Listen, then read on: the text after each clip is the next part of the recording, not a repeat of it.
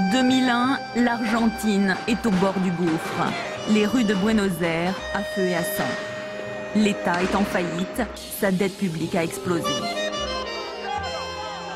Le gouvernement bloque l'argent des particuliers. L'heure est à la survie, la rue a faim.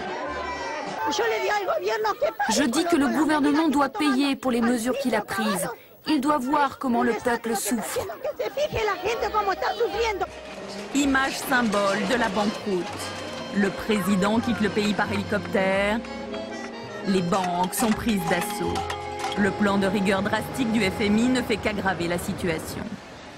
Un an plus tard, l'État argentin change radicalement de cap.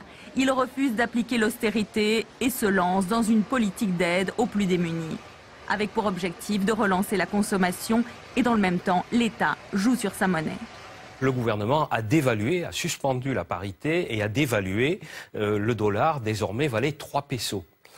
Donc ça a rétabli des marges de manœuvre pour les producteurs argentins et le gouvernement a renoncé à recourir au FMI, a suspendu le remboursement de la dette et il s'est trouvé qu'il a bénéficié à ce moment-là d'une conjoncture internationale très favorable. Miracle, l'Argentine affiche 3 ans après une croissance à la chinoise, osant des mesures protectionnistes, imposant aux banques de renégocier les dettes à la baisse. Le couple présidentiel surfe sur ce contexte international favorable. Le pays exporte son soja à prix d'or.